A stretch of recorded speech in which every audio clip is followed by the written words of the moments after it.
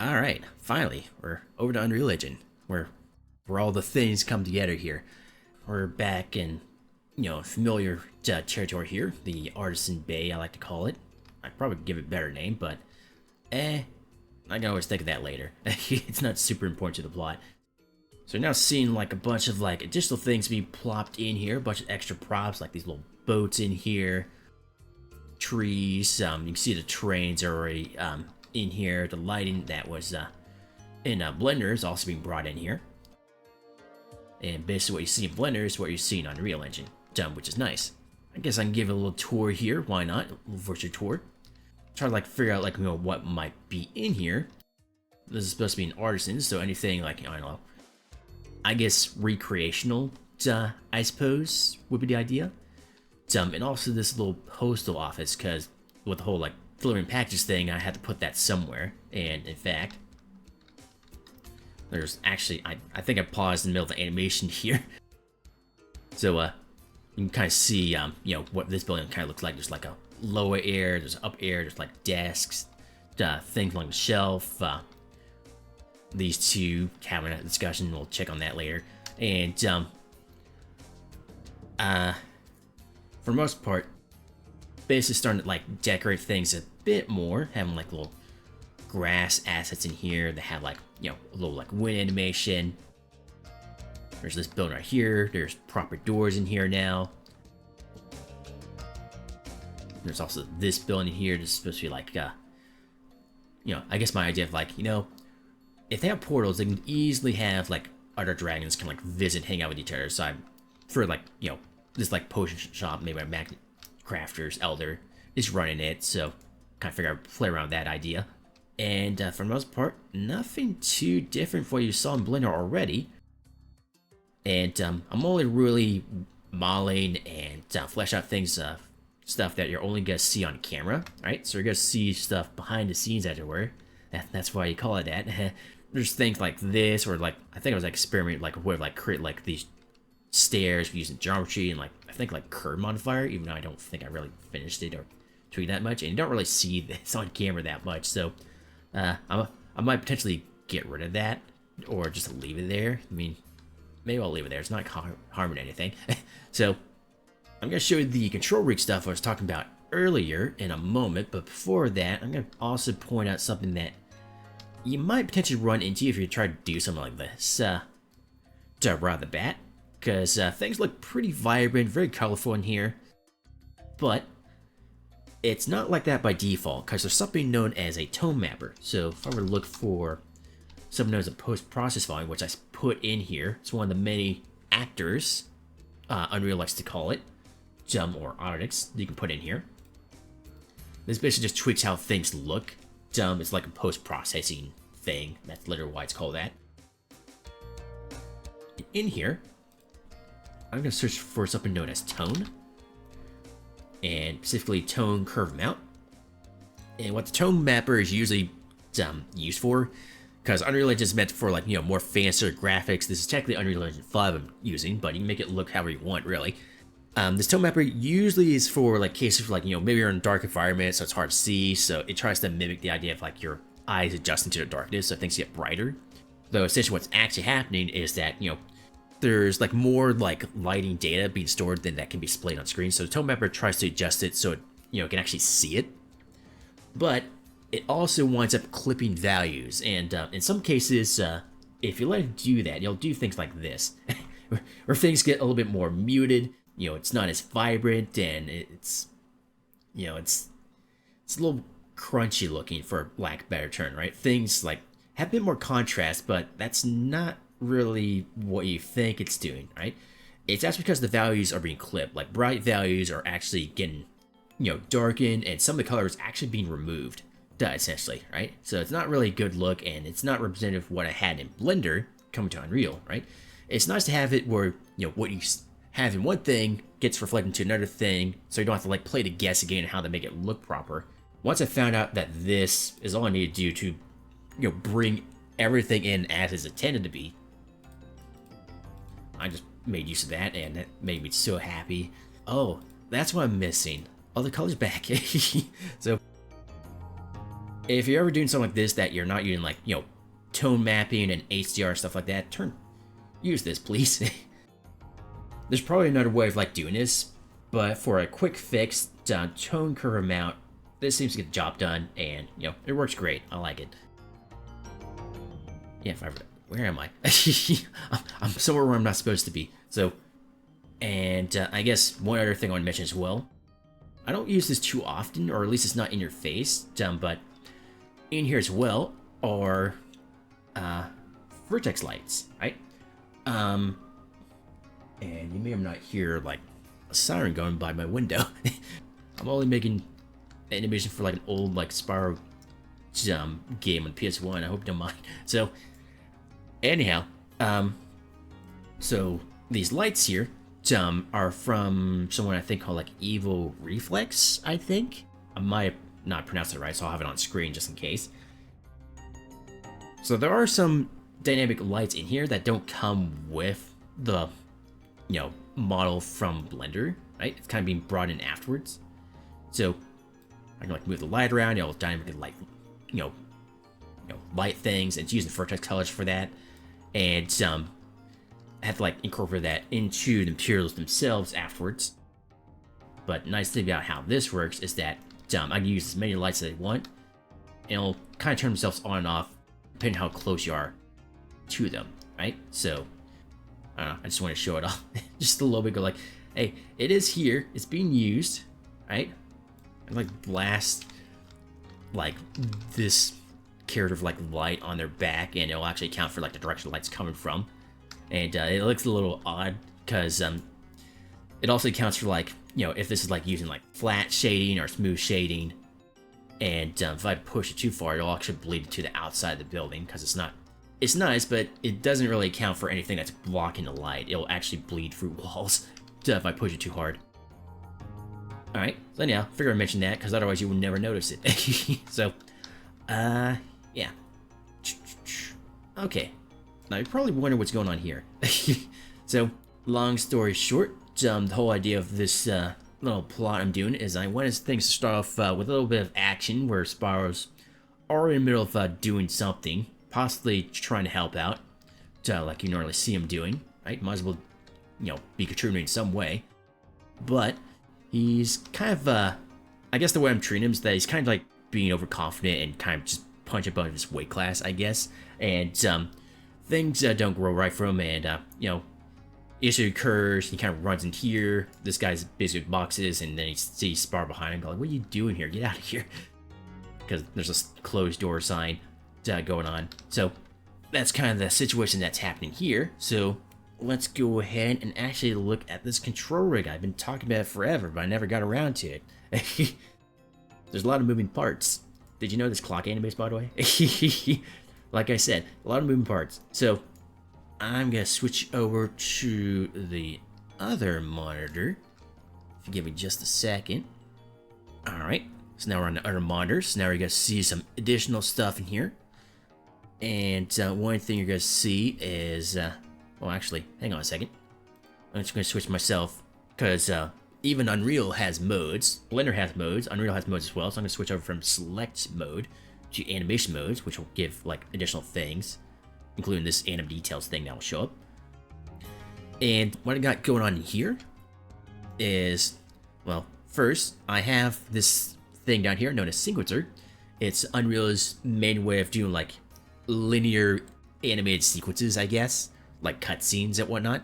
And the way it essentially works is, aside from like all these markers that are littered around everywhere, that lets them kind of take notes and when things happen and what things I want to kind of come back and clean up. Basically, you can organize your sequencer project by using things like shots and subsequences. So you can basically have like, think of it almost like the equivalent of like video clips, and you can have like, video clips within video clips or timelines within timelines. So you can like, have like a broad like thing here. So I have like this subsequence where Spyro bars courier. I could have made, I don't think I actually need to have this as a subsequence. I just had it like that. You can basically like make like this very large like chunk of animation that's like one thing. Then you can like double click and kind of dig down into it, and now you have like these more individual like segments going on. So these are shots, right? The difference between these two is that some sequences can like play on top of each other, and if one sequence uses the same camera as another, one will override the other. But you can like basically, you know, split out your sequences that way. So you can almost think of like, I guess like layers or folders essentially. So I can drill down into this by double clicking on it. And then I can double click on this shot right here, which is where this whole thing is happening. And once I do that, this is when the controller stuff kicks in. So if there's any like characters that are using a control rig, so these two characters are. So Spyro is using like a kind of like rig dedicated for him, and this Elder is using like a generic like Dragon Elder rig, which is basically the exact same one as Spyro, just I had to copy it because Unreal doesn't like the fact that the portions of this character are too different. So aside from that, the functionality is the same, the controls are the same, it just has them oriented differently. And in here, in this shot, I basically have everything all grouped up into different folders, right? Actual folders. So I have things like for audios, for playing audio clips. These clips are played actually physically where the characters are located. So we're going to actually play this live here. This is the Elder kind of like, did you not read the sign? Great, until you showed up. Did you not read the sign? Yep, so there's basically that going on right there.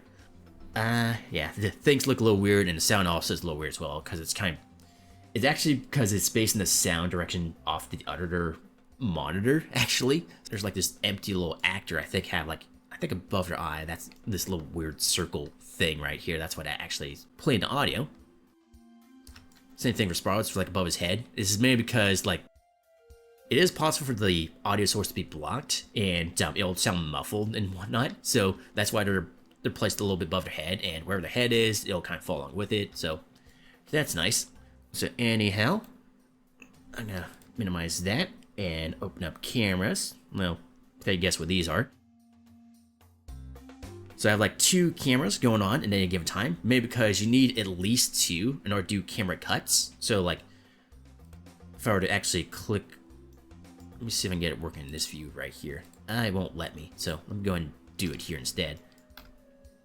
Right, so I think this is the main camera, or camera 1, and this camera cut right here is showing said camera right here. So I kind of place the camera, add keywords to tell where the camera's like located, rotated, you know, how zoomed in it is, that kind of thing, and whether or not it's being currently looked through using this camera cut track.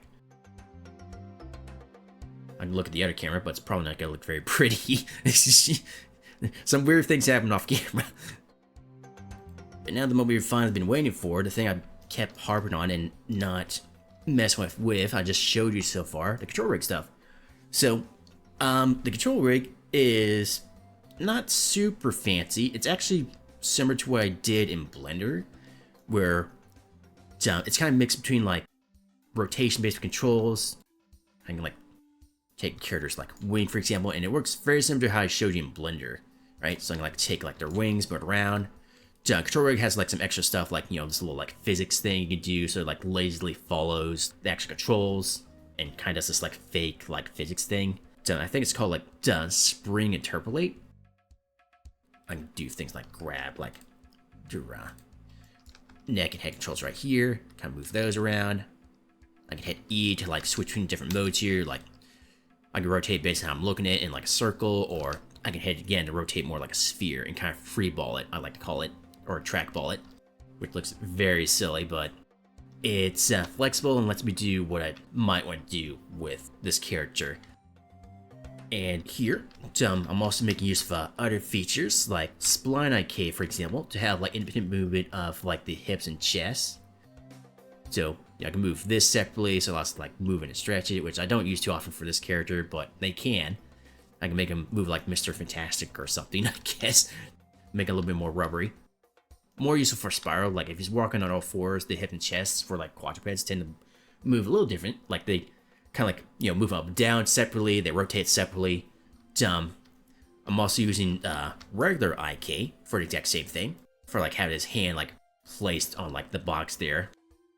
So like he's kind of like posturing at Spyro and his hands kind of like sort of doing something near the desk. I think I might possibly pushed it too far.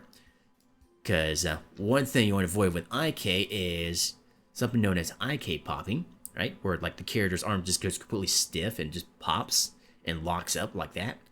So that could be something I can fix a little later. So if you've ever seen like rigging or animation stuff before, Control Rig basically lets you do something similar just inside of Unreal Engine. And as the way of Unreal Engine, it likes to do this using a node graph, essentially. The eyes, if I haven't mentioned it already, basically take like virtual bones on the model that rotate the point of the target and translates it to location movement. So let's you kind of do that. Have like additional controls for like, you know, shutting eyes if I can actually grab them. I should have made these easier to click on. So I can like open and shut them like that and give them a bit more expressiveness. Most of the controls here are pretty basic. They really just like grab and move them. That's it. That's all they do. And yeah. Both exciting and maybe not so exciting at the exact same time. What's exciting is that when you kind of see it all working together, I guess, and, you know, actually make things happen. So, I guess I'll say this. One thing that kind of makes this take annoyingly so long is that I think I might have slightly erred with how I have the neck and head set up. Where, I have Spline IK, and for a character with like a long neck, and also the if you've ever seen like things like, you know, birds or cats or whatnot, they sometimes have the ability to have like their head like locked in place. Don't know how they do it, but they can do it, and that's helpful for animation because, you know, maybe you want to kind of keep your character's face like visible, but still pivot their head around using their neck. And I sort of have the ability to do that in here, but it's a little wonky, and I probably should have used Spline IK instead, which I have. I have it on the body. I should have used it for the head. And it just makes it a little bit more difficult to animate in some case, because I have to like counter animate something. In fact, basically, if I move the head like this, it'll move, well, you know, I rotate the neck, it'll move the head, and it'll change the rotation of the head as well. And in some cases, I might want to counteract that. You might hear the term counter animating, which some cases you might have to do to get certain effects. In other cases, it can be avoided if you set up your rig to not do that. So I sort of have some extra features in here, right? I think Unreal calls it animation channels, so I can like turn certain features on and off. So I can turn on this like pin like head rotation, so now it's getting a rotation from the chest instead of the neck, so now it kind of locks the head rotation in place. Though it has like some slight problems when I do that. It has issue with like something fancy known as gimbal locking, the way I did it. If you know what gimbal locking is, well, yeah, you know the pain of it. If you don't, imagine drawing a straight line, but no matter what you do, you just never can. That's what gimbal locking is, essentially. You want to have it rotate in a straight line one way, but because of gimbal locking, which, you know, there's like 3 ways of rotating something, but then all of a sudden you have 2 different ways, and then whatever software you're using, like Unreal, Blender, etc., it has to like guess how to rotate it to get to that point, and all of a sudden your character's like body is like swerving in a weird way just to do it. It's not fun. It is my first time bringing stuff in Unreal, so I'm still learning. So, yeah. Alright, with all that said, let me show you one additional thing I have that you're probably wondering about. A few things, actually.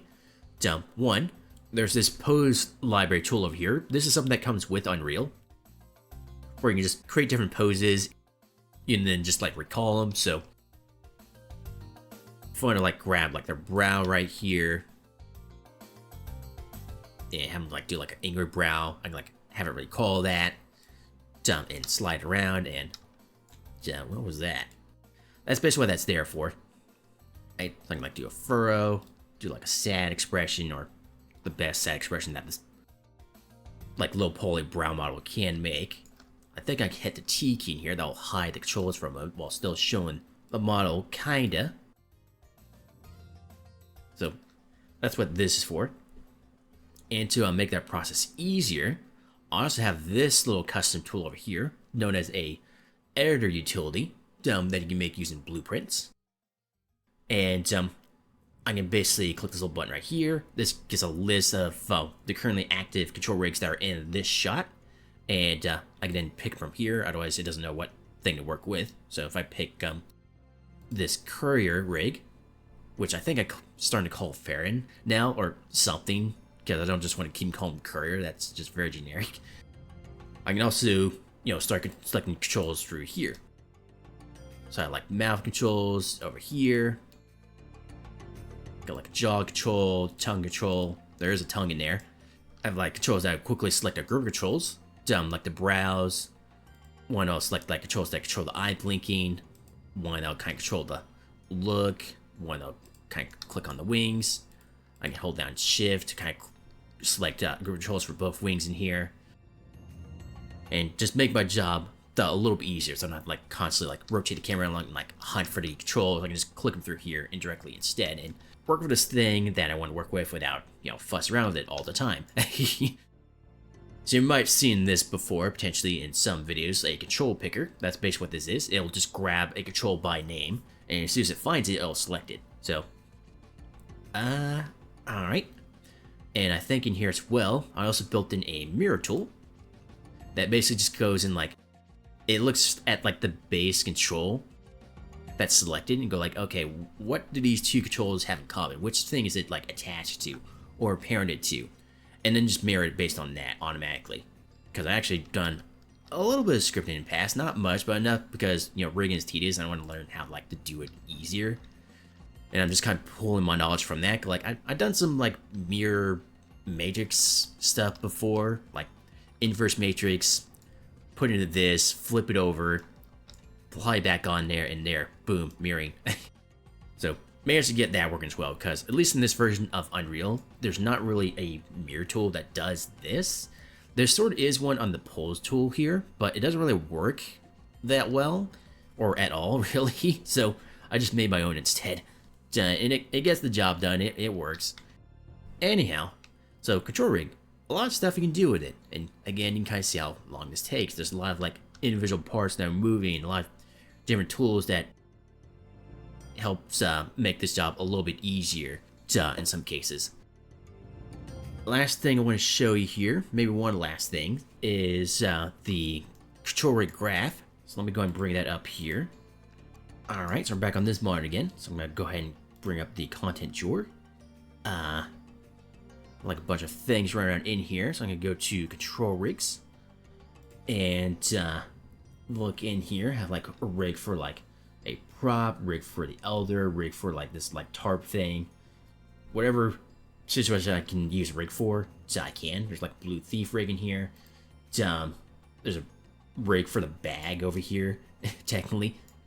Because at some point that bag gets used. Let's see. Where's... Alright. It does this weird thing with the thumbnail. I don't know why. It puts this like this weird sphere in the thumbnail. So I'm going to double click on that and open it. There we go. So here's the control rig for Spyro. And all this junk that's in here. And I have like a few like bits and pieces that are in here but not being used anymore. Yeah, this definitely took a little bit to figure out and like, iterate on. But basically just kind of give you a general overview of what's going on here. And yeah, the frame rate is not liking me right now. I basically have 3 different windows open, right? Like this thing right here, and the 2 different windows I showed you before. So the frame rate's gonna be a little laggy in here. So these controls are technically part of the control rig itself. You can basically just manually tell it to create one and then place it. And then you can like right click on a control in here. They'll give you options. I think usually good to have when you set up controls like this is to set its initial offset. Basically, when this control rig gets used, have the control start here. Right, is basically what it tells it, and then afterwards it'll treat that as like location is like here, and then everything else is like at a value of 0, and then like animate from there. I have in fact actually like in some cases like switched a character model out with something else with a control rig on it, and the animation just kept working because of that whole thing. So basically, that's what the controls are, right? You just kind of create them by hand. You can then like go over here to this details panel over here. You can set the display type or shape. You can even create like some of your custom shapes and bring it in from Blender to Unreal. And you can set the color in here. You can set the initial rotation in here, the location, all that kind of stuff. And you can also set the rotation order. So remember how I said there's like gimbal locking issues? You can actually sort of fix that in here, which I think in older versions of Unreal 5, this actually was not working. But new versions, it kind of started working, or maybe I just used it wrong. So these controls have like quite a few different things you can do with them. And you can also see how there's like these custom properties I showed you earlier, and kind of sort of where they're, well, they're not really located here, they're just referenced here. So that we can like quickly kind of click on them. It'll then like jump you over here to where you can find it, and then you can like tweak it, like, you know, what its initial value is set to. You can also collapse the section, I guess, if you want to. I didn't mean to do that. What the min and max value is, so you can like restrict it from being like broken, basically. And yeah, that's basically how the controls work. But then in order to make the controls actually do something, that's what this whole mess is for. So control rig uses a few different things, right? It has 3 different loops or events it uses. It first goes to something known as the construction event, which may or may not cause it to freak out a little bit. And there's a lot of that going on this rig. This is mainly just to initialize where the controls are located on the rig itself, in case the proportions of the character change. A lot of this is really just doing the same thing. It's just popping the controls where they should be. Okay, take group controls and just pop it into place, right? Find like the bone for it and just put it there. Basically, just find the bone by name and place the same control there is basically what's happening. So like, this is like a very like common situation here, right? Take the jaw, bone, take the control bone, and another nice thing you can do, at least in this version of Unreal. I think in Unreal 4 there is an early version which doesn't have this thing that's very handy known as functions, and I like that Unreal 5 has functions, because now I can like, you know, create like a little like dedicated tool that, you know, takes like 2 things in or lists them in and just kind of repeats the same action over and over again to like, you know, hey, take the control and pop it to this bone, right? And just do it on whatever kind comes in here. So yeah, so that's what this construction event does. It basically tries to initialize where things are at before it starts to actually moving the bones around. It first tries to place where the controls actually are first. So that's the first part. The second part is the forward solve, and the last part is the backward solve. Now, I don't use the backward solve because that's really trying to do the opposite of what I'm currently doing. So, forward solve is the idea of having bones follow the controls. Backward solve is the opposite of that. It's the controls following the bones, right? If you have like animation art on it that wasn't made with control rig, and you want the controls to like adapt that information, and then, you know, you then do something known as baking. That's what the backward solve is meant to be used for. So forward solve it is. So what does this do? Well, similar to what I was showing in the construction event, does this time, it's actually trying to like attach the bone to the controls and do certain things to it. So here's where the spline IK stuff is set up. Let me see here. I can click on this right here. And I don't have to expand this. I can just look at this list right here, which is what this has anyway. Just an easier way to see it. So it grabs a series of bones and a series of controls that I had set up ahead of time, after like they're all placed and everything, like so. And then it sets up a spline behavior on it, right? Which basically does that. It's basically taking a series of bones in here, which maybe I can actually turn those on so you can actually see them. Bones, where are the bones? All of them. All the bones, all the time. So it's basically taking all those bones inside the actual like model, the skeletal mesh, it calls it. And it's having them follow these controls on the control rig in a certain way. That's essentially what this is doing. I think I can turn on debug in here. And so this kind of shows you what the actual like curve looks like, and it tries to do its best to map the bones to it. So now you have like this kind of like, you know, stretchy like spine going on. It supports twisting, sort of, until I like rotate it too far. So gives a bit more of an organic feel to it. And I think I can hit Control G to reset it back to its default after all that. So I think I also have a few other things in here. Rotation switching. I think I'm using a rotation constraint that does the thing I showed you on the head earlier. I can click on this right here. Go to follow head and chest, kind of tweak it. And kind of like test that in here. That's what this whole thing is for. Where is it? Nah, it's grabbing this value and then it's like mess with this node right here to actually drive that behavior. That's what this mess is all about. And I think I might have done this on other areas. Yeah, I think I did this on the neck as well, but if I turn both of these at the same time on, it kind of breaks things a little. Or does it? I know it, yeah, it does that. I didn't really plan that through, so I only have those on one at a time, but in case like the character's walking, it'll kind of lock their whole neck in place, right, without like disrupting it too much. So useful in case like Spyro's like walking around and I want to kind of keep him facing forward. So, you know, I can like move that independently. Alright, next part. This is how the bones get attached to controls, right? It just finds like a bone attached to control and have like another function that does exactly that. It basically just says, hey, set the bone location, rotation, or scale, or transform for short, and have it follow that control, please. And it just does that ad nauseum. So what's this one? That's the jaw. This one's the tongue. Lips. Basically just over and over again. I probably could have done this like one massive list, but I didn't. I'm surprised how fast it is, because it kind of runs through this every single frame. That's what Force All does. It updates this whole thing over and over and over again. So one thing I'd be conscious of is that this rig is running live. So you also have to think about performance. So I try to make it where it's not like a super complicated rig. It's not doing anything super fancy. Alright. That's the wing and tail area. Here's some dynamic stuff in here, which I think, I mean, aside from things like overlapping here, it runs.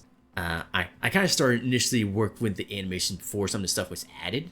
And one thing you don't want to do once you like rig something and start animating with it is start messing with the rig afterwards, because it's like trying to fix a car while you're driving it. You don't want to do that. So what I try to do for certain additional things is try to have it add on top of the existing rig. So again, like the little like wiggly like behavior on the wings here. Those are being done by using a spring dynamics node right here. If I don't click on it, it'll let me drill into this. And again, function's nice because you can do like this complicated stuff over and over again, and it's just kind of group it into a single like thing or function. So you can do something complicated and then just repeat it. So basically just kind of loops for things over and over again and grabs like a spring interpolate node. Though I think I had it where like, you know, there's like, depending how you have it set up, you get different behaviors. So I try to like have like different situations that it'll flip between, depending on what I have set up in here. So I'll just jump out of that because, you know, it just boils down to this. So, you know, nice to work with. I can just kind of copy and paste it, plug what I need into it, and then the spring dynamics will just work, right? So I got something for there, I got something for the tail, right? So the tail will kind of like lag behind. I have something for Spyro's frill, I guess. This mohawk looking thing that he has for some reason.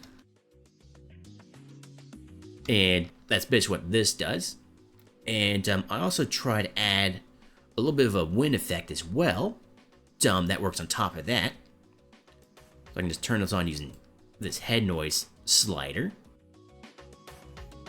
And literally all it does is that it kind of creates like this little random like movement on the bones. Just to kind of make that work. For image purposes, kind of give the benefit of secondary movement, like follow through, overlap, that kind of thing, by having Unreal do it a little bit, so I don't have to work so hard. And there's another thing I added in just recently for eye darting. This was a little annoying to set up because, let me see, where is it? I know I have it stuffed around here somewhere. Alright, so here's where all the eye stuff is.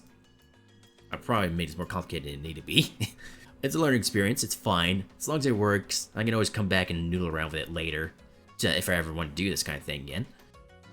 And here's this random dart by timer function I made. Because of the way this thing works, it kind of runs a function and then it forgets what the function actually did afterwards. So I have to like bring in like, you know, how long since it's moved the eye since last time. And it has to like remember that. So I have to like create like a little variable, which I think is over in this tab right here. It's all over the place. That's why I wanted to get this stuff out of the way before I start animating, so I don't have to worry about this afterwards. Basically, eye darting, I think I can actually group these values so I can like organize a little better. It'll like take this, go into this function, it'll kind of decide like a random like value between like 1 and 500 or whatever value you want to do it on. Then it'll increment it and then store it and then recall it again. The next time it loops through this forward solve here, because it again repeats this over and over again.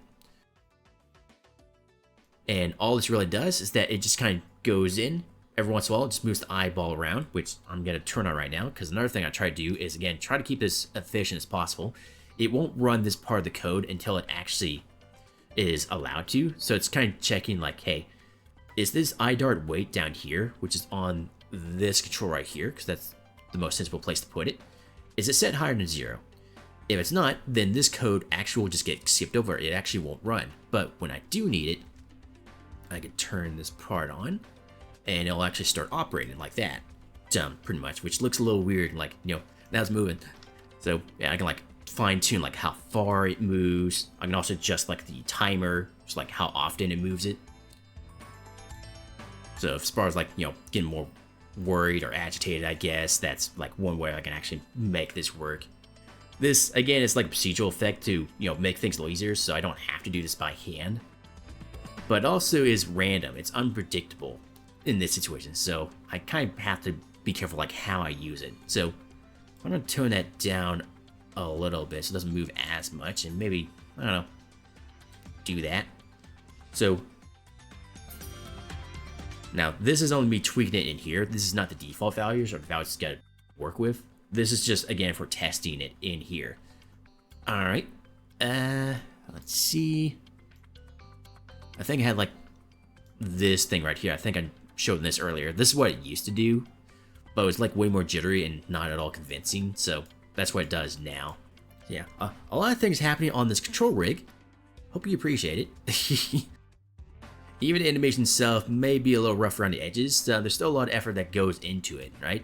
Also have this IK stuff in here. I think I've shown this before. So I can like move this around. I can like grab their foot roll control. That's also on here, so you can like sort of simulate stepping or kind of like foot roll. It's not a very complicated solution. And here's like the IK pole, which helps point where the knee is. And I also have this little weird triangle thing. This lets you switch between the IK and FK on the rig, right? So now it's in FK mode, so no longer will actually stick to the ground. It'll actually now let me move this independently, and whenever the body moves, it'll inherit that rotation and come with it. So useful in case like their feet are doing anything else, like gesturing and stuff like that. And this then gets applied to like other characters like the elders. And I think that is actually, if you look over here, the most complicated thing, because I had to do a little bit of work to get that to function. There's things like figure out where the IK pole is supposed to be. I wonder if this actually works in here.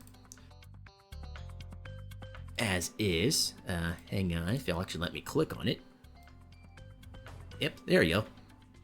So you'll notice here, it'll actually automatically update the controls, though I think in some cases it might accumulate some things, like the foot roll. I don't think I ever solved. So that's kind of built in. It basically tries to, like, behind the scenes, it'll try to line the controls up.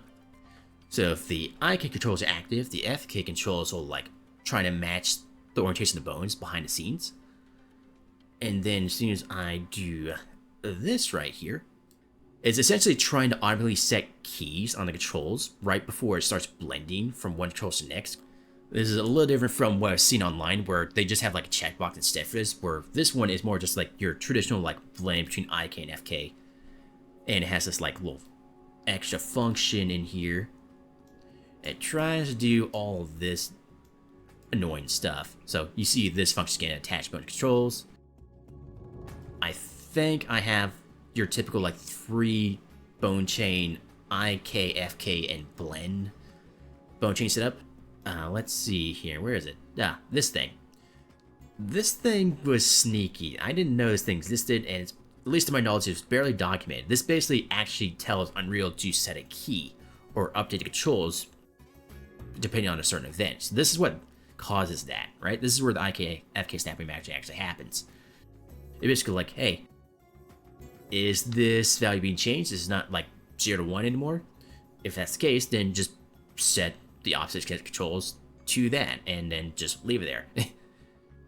And that's basically how that works. It's basically using that. And I think I have this like weird little flip-flop thing function in here as well. Probably like have like a dedicated view, kind of like showing this off a bit more, if not this one.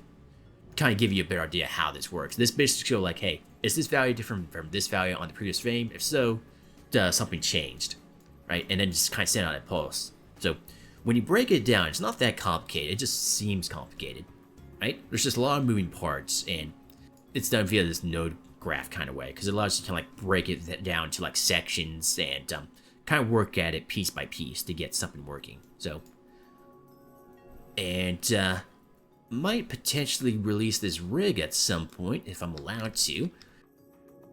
And there is like another Spyro project I'm aware of, known as Spaghetti Spyro, which I would happily give them this type of rig if they weren't on Unreal Engine 4, which doesn't have a fleshed out version of control rig that I'm using. Otherwise, I would happily give them that to people so they can make their own cutscenes, technically, which is what I'm essentially doing. maybe another time, maybe they'll eventually go to Unreal 5, or maybe someone will make like a plugin for Unreal 4 that has an updated version of control rig. Something needs to happen before I can actually do that.